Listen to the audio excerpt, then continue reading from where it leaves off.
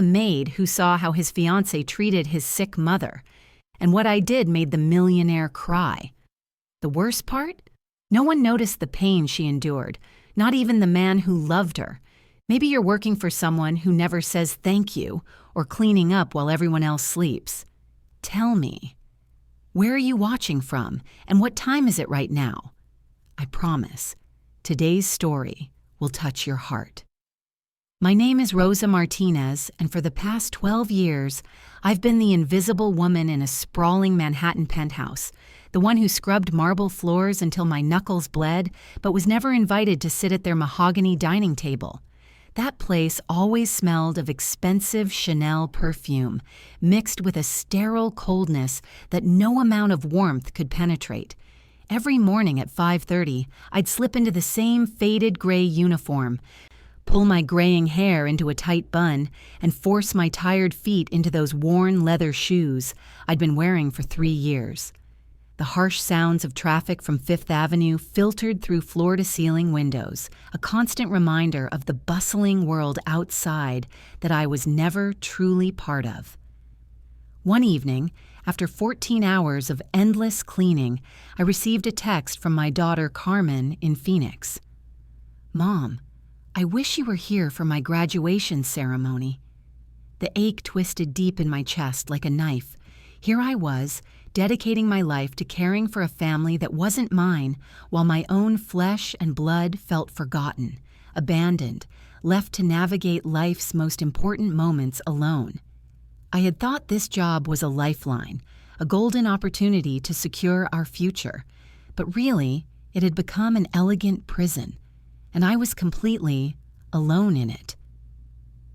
The Harrington family lived in a world where money flowed like water.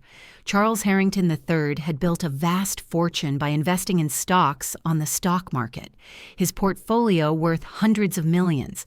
There was so much money involved that part of it was even held in Bitcoin and cryptocurrency investments that I heard him discussing over expensive dinners. Their wealth in dollars seemed endless. Luxury cars parked in underground garages, designer clothes hanging in walk-in closets bigger than my entire childhood home, and art pieces worth more than most people's houses decorating every wall. Yet for all their riches, there was something desperately poor about the way they treated the people who served them. Charles was a tall, distinguished man in his early 40s with silver threading through his dark hair and eyes that seemed kind until you looked closer and saw the distance there. He worked in finance, managing investment portfolios and business acquisitions that generated millions in profits and dividends. His mother, Eleanor Harrington, was 78 years old and had been battling Parkinson's disease for the past 5 years. She was a gentle soul who remembered my name, always asked about my family, and treated me with more respect in 5 minutes than the rest of the household showed me in months. But then there was Victoria Sterling, Charles's fiancée, a 32-year-old Manhattan socialite with perfectly styled blonde hair, designer everything, and a smile that never quite reached her calculating blue eyes. She'd moved into the penthouse 6 months ago, bringing with her an air of entitlement that made the already cold atmosphere even more suffocating. Victoria came from old money. Her family owned assets in real estate and held interests in several Fortune 500 companies. But she wanted more. She wanted the Harrington name, the Harrington fortune, and everything that came with it. I've spent over 10 years raising other people's children, cleaning homes that never felt like mine, and sending every penny I could spare back to Phoenix to help my daughter Carmen build her dreams from a distance. I missed her first college acceptance letter, her first heartbreak, her first job interview. I remember once having to miss her high school graduation because Mrs. Victoria, as she insisted I call her, had thrown a last-minute dinner party and declared that the penthouse simply must be perfect. She looked at me with those cold eyes and said, "Rosa, you're lucky to have this job. There are 100 women in this city who'd kill for your position." But luck never felt like love. Every time someone said, "Just make sure it's spotless this time," or "We pay you well enough to do it right," the words stung more than I let anyone see. In my quiet moments, usually late at night when I'd finally finished the last load of laundry or put away the last piece of expensive china, I'd whisper to myself, "Is this what love looks like? Or am I just useful?" The question haunted me, following me through spotless hallways and gleaming kitchens where I prepared meals for people who barely acknowledged my existence. The penthouse itself was a monument to wealth, 4,000 square feet overlooking Central Park, with Italian marble floors, crystal chandeliers that cost more than most people's annual salaries, and floor-to-ceiling windows that offered breathtaking views of the city. Charles's home office was filled with financial documents, stock certificates, and computer screens displaying real-time market data. I'd seen the numbers. His net worth fluctuated between $50 and $70 million depending on market conditions. The man could buy and sell entire companies without blinking, yet he sometimes forgot to pay me on time. Day after day, the microaggressions piled up like invisible bruises on my soul. They'd forget to pay me for 2 weeks at a time, forcing me to stretch every dollar while they casually spent thousands on a single dinner. One humid July evening, Charles's cousin Bradley visited from the Hamptons. He'd had too much wine and started making inappropriate comments, following me into the kitchen when I was cleaning up. When Victoria caught him, instead of addressing his behavior, she accused me of encouraging him and acting inappropriately around male family members. I stood there, dish soap still on my hands from washing their expensive glasses, feeling my face burn with shame and anger while she lectured me about maintaining professional boundaries. When I caught a terrible flu that winter and had to call in sick for 2 days, no one checked on me. No one asked if I needed soup or medicine or if I had anyone to take care of me.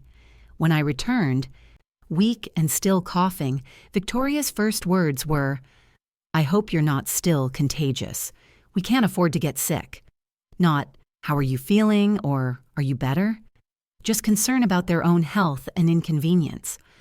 One afternoon in March, I was carefully cleaning Eleanor's collection of antique porcelain figurines, delicate pieces that had been in the Harrington family for generations. My hands were shaking from exhaustion. I'd been working since dawn and it was already past 6 in the evening. That's when it happened. The small shepherdess figurine slipped from my trembling fingers and shattered against the hardwood floor. The sound echoed through the penthouse like a gunshot. The sharp silence that followed shattered something inside me, too. Victoria came rushing in, her high heels clicking against the marble like machine gun fire. She took one look at the broken pieces, and her face twisted with fury. "Do you have any idea what that piece was worth? It was irreplaceable, absolutely irreplaceable." Charles appeared moments later, his face grim. "Rosa, that figurine was insured for $12,000. We'll have to deduct it from your pay." $12,000. That was more than I made in 4 months. I knelt there, carefully picking up the pieces with trembling hands, while tears I refused to let fall burned my eyes. That night, alone in my small room on the building's service floor, I stared at a photograph I kept in my worn wallet. Carmen at her last birthday, smiling and holding a small cake. It wasn't my cake, wasn't my celebration. I was hundreds of miles away, polishing someone else's silver while my daughter celebrated another year of life without her mother. The question that had been growing louder in my head finally burst free. What if I just walked away? The fear of the unknown, the terror of having no income, no place to live, no safety net, had shackled me to this life for so long. But that night, I did 3 small acts of rebellion that no one would ever notice. I pulled out my old suitcase from under the bed and left it unlocked, ready.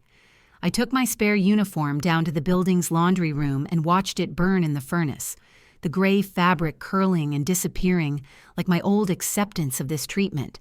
And I wrote a letter, pages and pages of everything I'd never said about the loneliness, the heartache, the way I'd been treated like furniture that could dust itself, then tore it into tiny pieces and flushed it away. Something was shifting inside me, like ice beginning to crack after a long, brutal winter. When I finally stopped answering their calls within the first ring, when I stopped rushing to fulfill every unreasonable demand with a smile, when I began to show even the slightest hesitation, the household erupted. Charles cornered me in the kitchen one Tuesday morning, his usually composed demeanor cracking.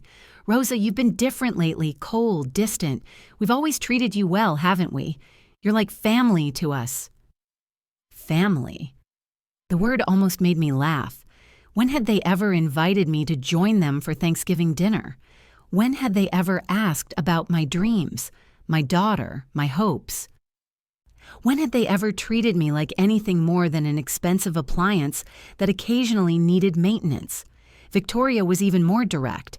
She pulled me aside after I'd refused to work late on a Friday evening, the first time I'd ever said no to overtime. "Rosa, darling," she said, her voice dripping with false sweetness, "you've been with this family for so long. It would be such a shame if you became expendable. There are so many eager young women who would appreciate this opportunity." The threat was clear, wrapped in silk but sharp as a blade. Charles's grown son from his first marriage, Marcus, visited that weekend. He was 25, entitled, and had never worked a day in his life thanks to his trust fund. When he noticed I wasn't jumping to fulfill his every whim, he confronted me with indignation. "Why are you being so ungrateful? We've given you everything. A place to live, steady income, health care. You owe us better than this attitude." Their desperation was becoming visible, their control slipping, and it terrified them. For 12 years, I'd been their reliable, invisible servant. Now, suddenly, I was becoming a person with boundaries, and they didn't know how to handle it. But there was one person who saw me, not with pity or calculation, but with simple, human understanding. Mrs. Carmen Hernandez worked as the building's maintenance manager, and she'd been watching my deterioration for months. One chilly afternoon in April, as I sat alone on a bench in the building's small garden area, she approached with 2 cups of coffee from the Dominican cafe down the street. "Mija," she said, settling beside me without invitation, "you look like you're carrying the weight of the world." She didn't lecture me or offer empty promises or try to solve my problems. She just sat there, a quiet presence offering genuine warmth in a world that had dismissed my pain for so long. For the first time in years, someone was simply present with me, expecting nothing in return. "I don't know who I am anymore," I admitted, surprising myself with the words. "I've spent so many years being what they needed me to be. I've forgotten what I need." Carmen nodded knowingly. "Sometimes we have to lose ourselves completely before we can find our way back home." That conversation planted a seed that would bloom into the most important decision of my life. It was that very day I took my first real step toward freedom. For the first time in 12 years, I didn't send my usual money transfer to Carmen in Phoenix. Instead, I walked to the Chase Bank branch on Madison Avenue and opened my own savings account, separate from the family account where my checks were deposited. I stared at the balance statement. $43,000. $43,000 that I had earned, that belonged to me, that represented years of sacrifice and service. I had power. I had choices. I had been so focused on surviving that I'd forgotten I could live. The next day was my scheduled day off, and for the first time ever, when Victoria called asking me to just quickly organize the guest bedrooms for unexpected visitors, I said no, not with excuses or apologies, just a simple, clear, "No, today is my day off and I need to rest." The silence on the other end of the phone was deafening. I spent that day walking through Central Park, really walking, not rushing to get somewhere else. The autumn leaves crunched satisfyingly beneath my comfortable sneakers, shoes I'd bought for myself, not worn-out charity from my employers. I bought a hot sandwich from a street vendor near the reservoir and sat on a bench, eating slowly, watching families play and joggers pass by. For once, I ate without the weight of guilt or the rush of duties waiting for me. That night, I slept deeply for the first time in months, dreamless, peaceful, restorative sleep. When I woke up, I felt different. Not completely transformed, but lighter. Like I'd been holding my breath for 12 years and had finally remembered how to exhale. The real change came gradually, but it was undeniable. I stopped working overtime without being asked twice. I began eating my meals in the kitchen instead of standing up while I cleaned. I started listening to music on my phone while I worked, quietly but audibly. Small acts of self-respect that felt revolutionary after years of invisible service. Charles noticed immediately. During one of his early morning coffee routines, he approached me with concern etched across his face. "Rosa, we need to talk. You seem unhappy lately. Is there something wrong? Something we can fix?" His voice carried genuine worry, and for a moment I almost felt sorry for him. He truly seemed to believe that their treatment of me had been acceptable, even generous. "Mr. Harrington," I said, continuing to wipe down the counter without looking at him, "I'm not unhappy. I'm just tired of being invisible." He looked confused, as if the concept was foreign to him. "Invisible? Rosa, you're part of this family. You've been with us for over a decade." "Yes, sir," I replied quietly. "I have been with you, but I've never been part of you." The distinction seemed to genuinely puzzle him, and that's when I realized how deep the divide really was. They had convinced themselves that paying me, housing me, and tolerating my presence made them benevolent employers. They had never once considered what it meant to treat someone with actual dignity. Meanwhile, Eleanor's condition was worsening. The Parkinson's was progressing, making her movements more difficult, her speech sometimes slurred, her independence increasingly limited. But her mind remained sharp and her heart remained kind. She was the only person in that penthouse who consistently treated me like a human being.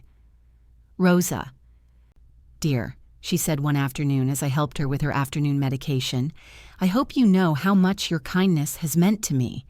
In all my years, I've learned that true character shows in how we treat people who can do nothing for us in return." Her words hit me like a revelation. Eleanor saw me, truly saw me, because she understood what it meant to be vulnerable, to need help, to depend on others' compassion. The rest of her family saw me as a service they'd purchased. It was during this time that Victoria's true nature fully revealed itself. With Eleanor becoming more dependent on daily assistance, Victoria saw an opportunity to consolidate her power in the household.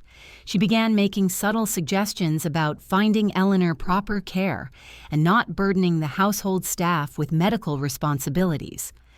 One evening, overheard Victoria talking to Charles in his study about moving Eleanor to a lovely assisted living facility where she would get proper professional care.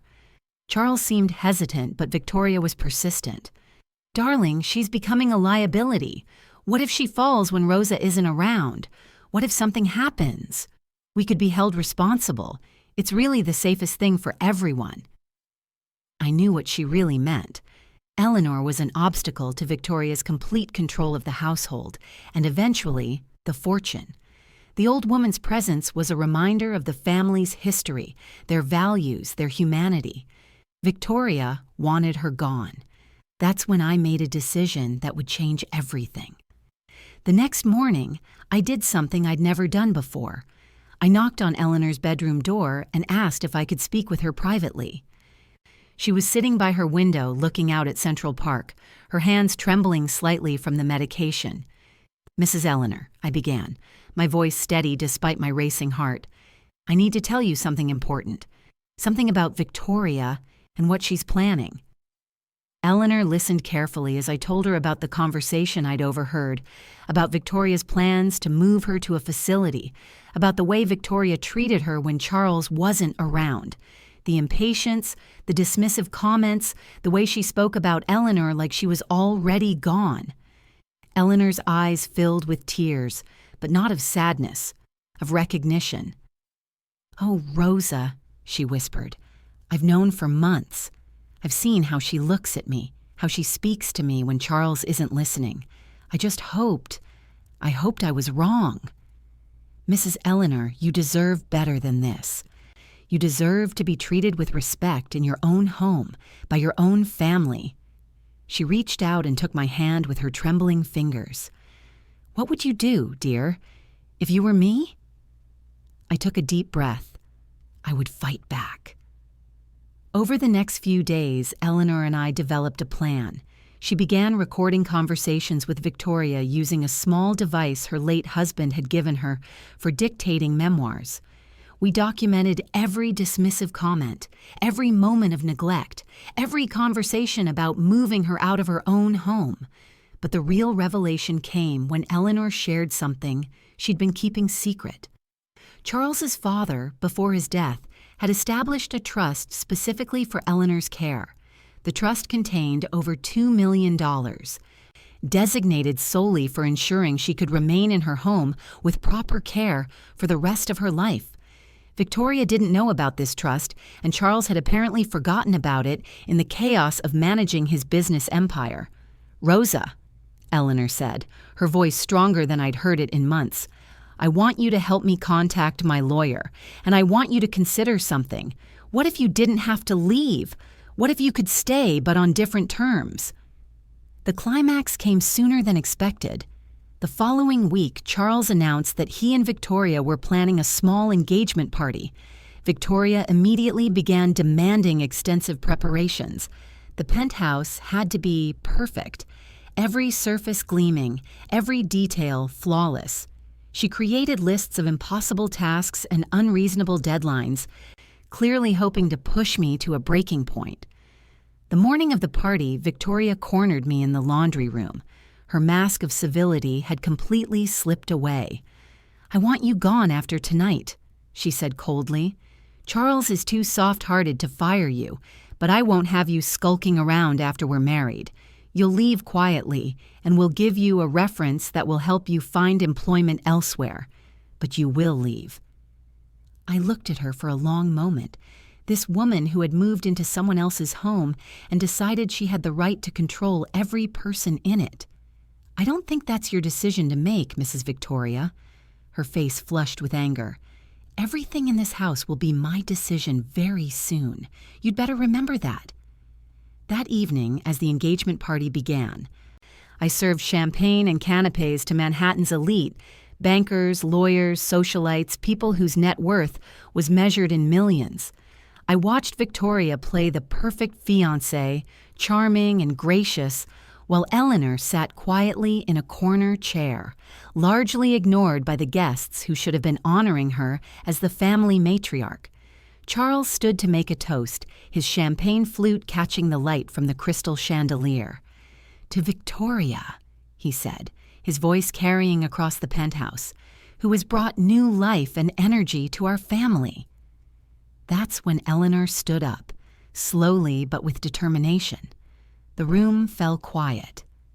"Charles, dear," she said, her voice carrying despite its tremor, "before you continue this celebration, there's something important we all need to discuss."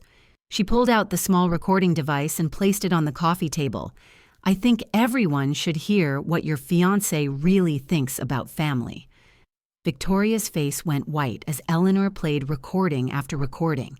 Conversations about moving her to a facility, discussions about how burdensome she was becoming, comments about how the sooner she was properly cared for elsewhere, the better for everyone. But the most damaging recording was Victoria's voice saying, "The old woman won't last much longer anyway. Once she's gone, Charles will be completely dependent on me, and I'll finally have complete access to the family's assets and investments." The silence in that room was deafening. Charles's champagne flute slipped from his hand and shattered against the marble floor, a sound I knew all too well. His face crumpled as he stared at the woman he'd planned to marry, seeing her clearly for the first time. "Victoria," he whispered, "is this true?" Victoria tried to recover, tried to explain, tried to reframe her words, but the damage was done. The guests began leaving quickly, sensing the family drama that was about to unfold. Within 30 minutes, the penthouse was empty, except for family. Charles turned to Eleanor with tears streaming down his face. "Mom, I'm so sorry. I never knew. I never saw—" "But Rosa did," Eleanor said quietly. "Rosa saw everything. Rosa protected me when no one else would." Charles looked at me then, really looked at me, perhaps for the first time in 12 years. "Rosa, I owe you an apology. A massive apology. We owe you so much more than an apology." Victoria made one last desperate play. She turned on me with fury. "This is all your fault. You poisoned her mind against me. You're just the help. You have no right to interfere in family matters." The words hung in the air like a slap. Charles's face hardened. "Get out," he said to Victoria, his voice deadly quiet. "Get your things and get out of my home, now." "You can't be serious," Victoria shrieked. "We're engaged. We have a life planned. You're going to throw away our future for a sick old woman and a maid?" Charles walked to his safe and pulled out a black velvet box. Inside was a diamond engagement ring, worth more than most people's houses, probably close to $100,000. He handed it to her. "This belongs to my family."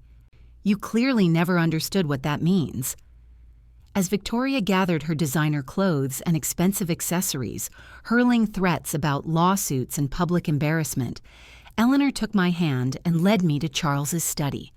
"Son," she said, "we need to discuss Rosa's future with this family." Over the next hour, Eleanor revealed the truth about the Care Trust, about her desire to remain in her home, and about her recognition of my loyalty and dedication. Charles listened with growing amazement and shame. "Rosa," he said finally, "I want to offer you something different. Not just employment, but partnership. My mother needs care, and you've proven you're the only person we can trust to provide it with love and respect. I'm prepared to triple your salary, provide full health benefits for you and your daughter, and establish a retirement fund for you. More than that, I want you to know that you're valued here, not just as an employee, but as someone who protected the most important person in my life when I failed to do so." I looked at this man who had ignored me for 12 years, who had allowed his fiancée to treat me like furniture, who had never once asked about my dreams or my family. "Mr. Harrington," I said quietly, "I appreciate your offer, but I need some time to think about what I want my life to look like." For the first time in our entire relationship, he nodded with respect. "Of course. Take all the time you need." But the story didn't end there. Victoria's revenge came swiftly and venomously. Within days, she had spread rumors throughout the building and the neighborhood, claiming I had manipulated Eleanor, stolen from the family, and destroyed her relationship out of jealousy and spite. She posted scathing reviews on social media platforms, claiming I was untrustworthy and manipulative. One morning, I found a letter slipped under my door, a hastily written note from Marcus, Charles's son, who had clearly been influenced by Victoria's version of events. The letter was cruel, claiming I had destroyed our family and that I had never truly belonged with them anyway. It accused me of taking advantage of his grandmother's illness and called me nothing more than hired help who forgot her place. The final blow came when I discovered an old voicemail on Victoria's phone, which she had apparently left behind in her hasty exit. In it, she was talking to a friend about the family, and her voice was filled with laughter as she said, "Oh, the maid, Rosa? She thinks she's part of the family, but honestly, she's just the help. Charles keeps her around because he feels guilty, but she's really just another piece of furniture to me." I listened to that recording 3 times, each word a reminder of how I'd been perceived, how little my years of service and sacrifice had meant to someone who saw me as less than human.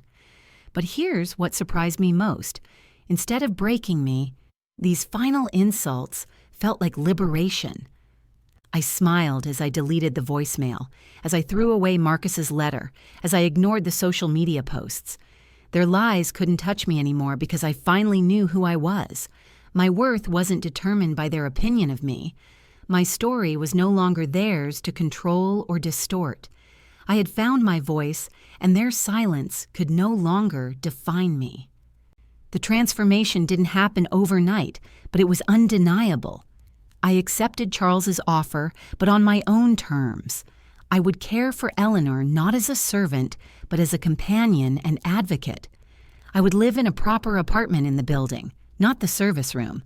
I would have set hours, vacation time, and the respect due to a healthcare professional. Most importantly, I brought Carmen to New York. With my new salary and benefits, I could finally afford to have my daughter close to me. She enrolled in Columbia's nursing program, and for the first time in years, we had dinner together every night, sharing stories and dreams and making up for lost time. My small apartment in the building was nothing like the penthouse, but it was mine. Sunlight streamed through my windows each morning, illuminating the small garden I'd started on my windowsill. Basil, tomatoes, small flowers that bloomed just for the joy of blooming. I bought myself a simple coffee maker and learned to bake bread, filling my space with warmth and the smell of home. I enrolled in evening writing classes at the new school, rediscovering words I'd buried under years of silence. My first assignment was to write about a moment of change, and I found myself pouring out pages about the night I burned my uniform, about the moment I realized I deserved better, about the day I found my voice. The other students were amazed by my story. One of them, a retired teacher named Margaret, said something that stayed with me. "You weren't just caring for that family, Rosa. You were preserving your own dignity in impossible circumstances. That takes tremendous strength." Carmen and I began planning something we'd dreamed about for years, a small catering business celebrating our Dominican heritage. With my savings and her business knowledge, we imagined ourselves serving authentic food at events throughout the city, building something together that belonged to us. My voice had grown softer but stronger. I no longer flinched when someone spoke sharply, no longer apologized for taking up space, no longer minimized my own needs and dreams. I was learning what it meant to live for myself while still caring for others, but on terms of mutual respect. Eleanor and I developed a genuine friendship based on equality rather than service. I helped her maintain her independence and dignity while she shared stories of her life, her marriage, her dreams for her family. We spent afternoons in Central Park feeding ducks and watching children play, two women who had found companionship in unexpected circumstances. Charles proved that people can change when confronted with truth. He began asking about my life, my daughter, my plans. He never tried to make excuses for the past, but he worked consistently to build a different kind of relationship, one based on mutual respect rather than economic dependence. One evening, about 6 months after Victoria's departure, Charles knocked on my apartment door. He looked nervous, almost shy. "Rosa," he said, "I wanted to thank you again for protecting my mother, and I wanted to ask you something. Would you be willing to teach me how to be a better son to her? You've cared for her with such love and patience. I realize I don't know how to do that." It was the first time in our 12-year relationship that he had asked me to teach him something, that he had acknowledged I possessed knowledge and skills he lacked. "Of course, Mr. Charles," I said. "It would be my honor." As the seasons changed, so did I. I discovered I enjoyed photography, capturing moments of beauty in everyday life, the way morning light fell across Eleanor's face as she read, the bustling energy of Columbus Circle, the quiet dignity of other women like me who worked hard and deserved recognition. I joined a support group for domestic workers, sharing my story and listening to others who had walked similar paths. Some were still trapped in situations like my old one, and I found purpose in helping them recognize their own worth, their own power to change their circumstances. The group met every Thursday evening in the basement of a community center in Queens, and we called ourselves Las Voces, the Voices. We talked about fair wages, respect, dignity, and the importance of remembering that we were whole human beings, not just the services we provided. One Thursday, a young woman named Anna shared that her employer had refused to let her take time off when her son was sick. The group rallied around her, helping her understand her rights and giving her the courage to stand up for herself. Watching her find her strength reminded me of my own journey from silence to voice. "You know," I told the group that night, "for years I thought being grateful meant accepting whatever I was given. Now I understand that real gratitude includes respecting myself enough to expect fair treatment." Margaret, my writing teacher, encouraged me to submit my story to a magazine that featured immigrant experiences. I was terrified, but I wrote it, all of it. The invisibility, the microaggressions, the moment of standing up, the discovery of my own power. The magazine published it, and I received letters from women all over the country who shared similar experiences. One letter particularly moved me. It came from a woman in Los Angeles who had worked for the same family for 15 years. She wrote, "Reading your story gave me permission to value myself. Yesterday I asked for a raise for the first time in my life. Today they said yes. Thank you for showing me it was possible." I kept that letter in my journal, a reminder that our stories matter, that speaking truth can create ripples of change we might never see, but that transform lives nonetheless. Months later, I was walking through the Upper East Side, carrying groceries for Eleanor, when I passed the familiar building where I'd spent 12 years of my life. The doorman nodded respectfully. I was no longer invisible to him. I was Mrs. Rosa Martinez, Eleanor Harrington's companion and healthcare advocate, a person worthy of acknowledgement. As I stood there looking up at the penthouse windows, I felt nothing, neither bitterness nor longing, just complete closure. Memories appeared differently now, softer around the edges, like distant storms I had weathered and survived. Those years hadn't been lost. They had been preparation for who I was becoming. That evening, as I helped Eleanor with her dinner and we talked about Carmen's upcoming graduation from nursing school, I caught my reflection in the dining room mirror. The woman looking back at me was someone I barely recognized from a year ago, not just older, but calmer, more present, genuinely at peace. I smiled spontaneously, maybe for the first time in decades, and meant it completely. Charles joined us for dinner that night, something that had become a pleasant weekly tradition. "Rosa," he said as we finished Eleanor's favorite Dominican cake that Carmen had taught me to bake, "I hope you know how much you've changed this family, not just by caring for Mom, but by showing us what real dignity looks like." I looked around the table at these people who had become, finally, authentically family, not through obligation or employment, but through mutual respect and genuine care. "We've all changed each other," I said.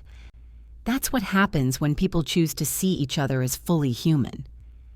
Later that night, alone in my apartment with my windowsill garden and my notebook full of stories still waiting to be told, I reflected on the journey from silence to voice, from invisible service to recognized dignity.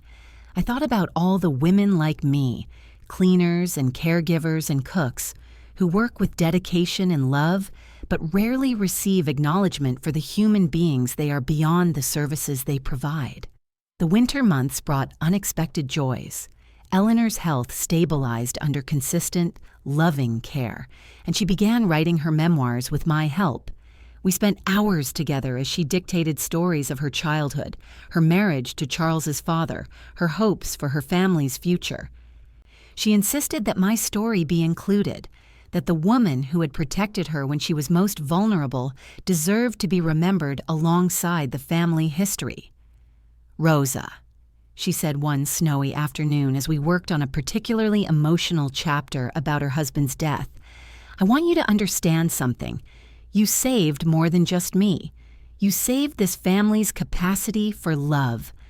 Charles was becoming someone I didn't recognize, cold, distant, focused only on money and status. Watching him learn to value you has reminded him how to value everyone. Carmen graduated that spring with highest honors from her nursing program.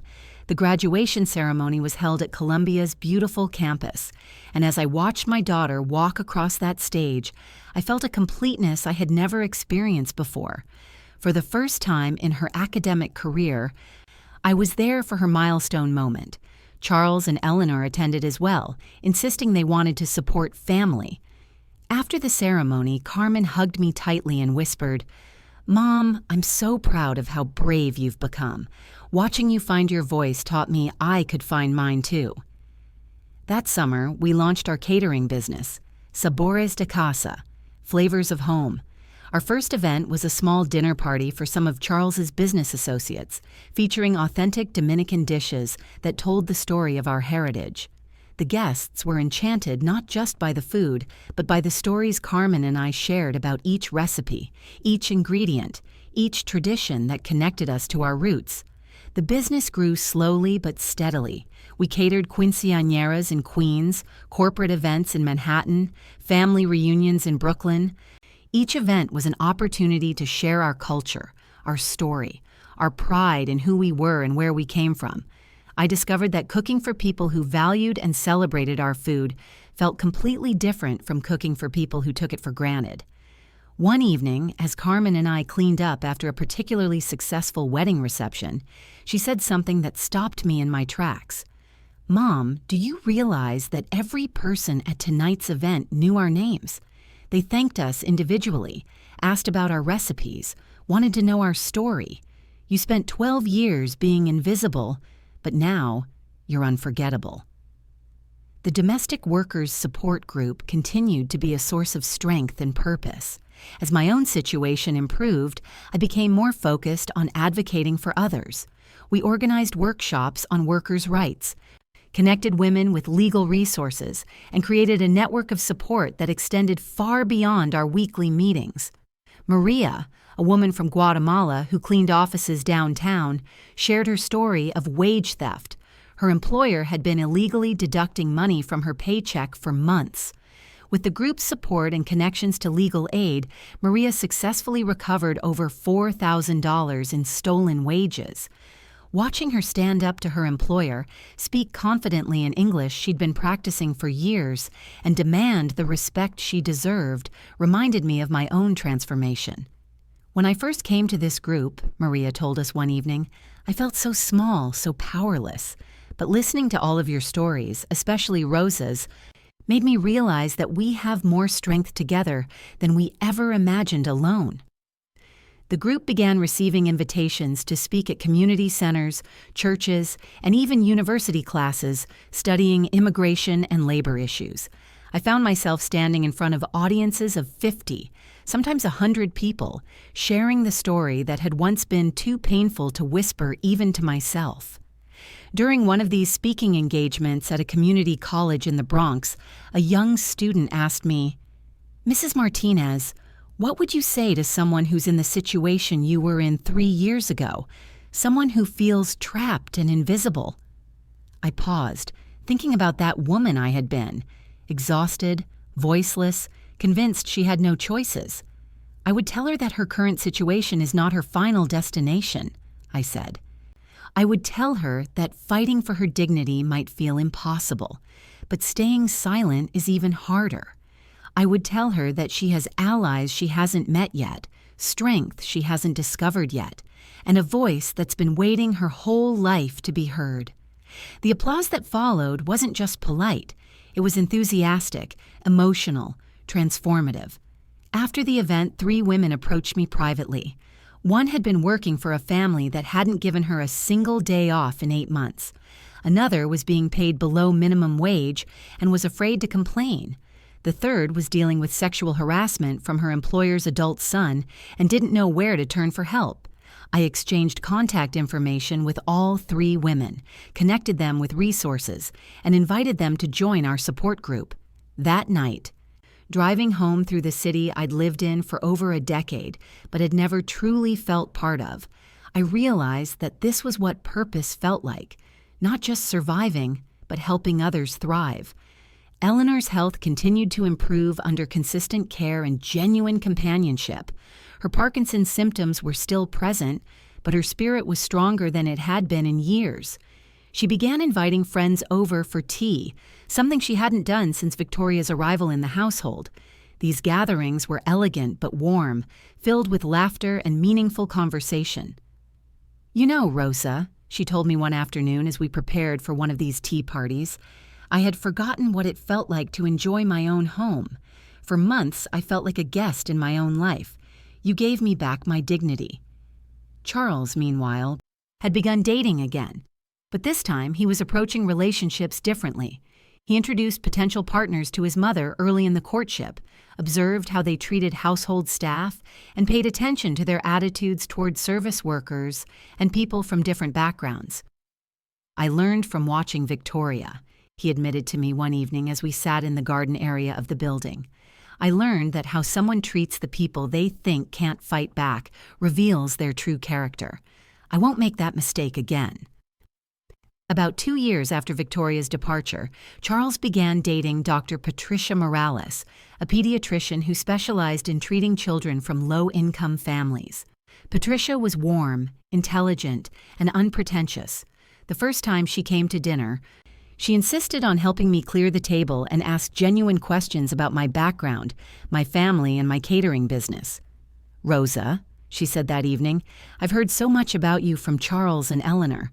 I understand you're the one who protected this family when they needed it most. I hope we can be friends." It was the first time a romantic partner of Charles's had expressed any interest in knowing me as a person, rather than simply accepting my services as part of the household package. Patricia became a regular presence at family dinners, and I watched Charles become more relaxed, more genuinely happy than I'd ever seen him. The 3rd anniversary of my transformation, I marked it from the night I burned my uniform, fell on a crisp October evening. Carmen surprised me by organizing a small celebration in our apartment, inviting Eleanor, Charles, Patricia, and several members of our support group. It wasn't a party about leaving the past behind, but about honoring the journey from silence to voice. Margaret from my writing class had helped me compile my stories into a small book, nothing professionally published, just a collection of experiences and reflections bound simply but beautifully. That evening, surrounded by people who valued my story, I read aloud from the final chapter. I used to think that courage meant never being afraid. Now I know that courage means being afraid and choosing to speak anyway. I used to think that dignity was something other people could give me or take away. Now I understand that dignity is something I carry within myself, that I can choose to honor regardless of how others choose to treat me. To every woman who has ever felt invisible, who has ever been told that her dreams don't matter because she's just anything, just a maid, just a caregiver, just the help, I want you to know that there is no just about the work you do or the person you are. You are the backbone of families, communities, entire economies. Your labor has value. Your dreams have value. Your voice has value. And if no one else tells you today that you matter, let me be the one. You matter. Your story matters. Your dreams matter. And it's never too late to start living like you believe that's true. The room was quiet for a moment after I finished reading, and then the applause began. Soft at first, then growing stronger. I looked around at these faces, some familiar for years, some new to my life. All of them reflecting back to me the worth I had finally learned to see in myself. Carmen stood to speak next. 3 years ago, my mother was drowning in someone else's expectations of who she should be. She was sacrificing her own life to fund my education, working for people who never saw her as fully human. Tonight, she's not just my mother. She's a businesswoman, a writer, an advocate, a friend to people whose lives she's touched and transformed. But the most important thing she's become is herself, completely, authentically, unapologetically herself. And in becoming herself, she gave me permission to become myself too. Eleanor, despite the tremor in her hands, raised her champagne glass. "To Rosa," she said, her voice clear and strong, "who taught an old woman that it's never too late to stand up for what's right. who showed a privileged family what service really looks like when it's offered with love and received with gratitude, who proved that the most powerful thing any of us can do is see each other's full humanity. The toast that followed felt like a blessing, like a benediction on a journey that had transformed not just my life, but the lives of everyone I'd touched along the way. Later that evening, after the guests had gone and Carmen had returned to her own apartment nearby, I sat alone with my journal and wrote, "Today I realized that the woman who used to whisper, 'Is this what love looks like, or am I just useful?' no longer exists. She has been replaced by a woman who knows the difference between being valued for what she can do and being loved for who she is. She has been replaced by a woman who understands that real love, whether familial, romantic, or friendship, requires seeing each other as complete human beings worthy of respect, dignity, and care. The journey from silence to voice is not a destination, but a daily practice. Every day I choose to speak up when something isn't right. Every day I choose to value myself enough to expect fair treatment. Every day I choose to use my voice not just for myself, but for others who haven't found theirs yet. And every day I choose to remember that I am not what happened to me. I am not the years of invisible service or the moments of dismissal or the times when I felt like furniture that could dust itself. I am the woman who finally said, enough. I am the woman who chose dignity over security. I am the woman who found her voice and decided to use it. As I closed the journal that night, I caught sight of my reflection in the window. Not the exhausted, invisible woman I had been, but someone I was still getting to know and learning to love. Someone who had been there all along, waiting patiently for the courage to emerge. The city lights twinkled beyond my windows, the same city where I had once felt so alone, despite being surrounded by millions of people. Now it felt like home. Not because anything about the city had changed, but because everything about my relationship to my own life had transformed. To every woman who carries unseen burdens, who cleans up after people who never say thank you, who sends money home while everyone else sleeps, who's ever felt invisible in their own life, your worth is not measured by other people's gratitude. Your value is not determined by how useful you are to others. Your dignity is inherent, not earned through service, or granted by employers, or proved through sacrifice. You deserve to be seen. You deserve to be heard. You deserve to take up space, to have dreams, to expect respect, to build a life that belongs to you. Most importantly, you deserve to know that it's never too late to find your voice, to stand up for yourself, to demand better, to choose freedom over security if that security comes at the cost of your humanity. Tell me, have you ever felt invisible in your own life? Have you worked for someone who treated you as less than fully human? Do you know someone who needs to hear that their voice matters, that their story deserves to be told? Share your heart with us in the comments below. Your experience matters, and your words might be exactly what another person needs to hear today.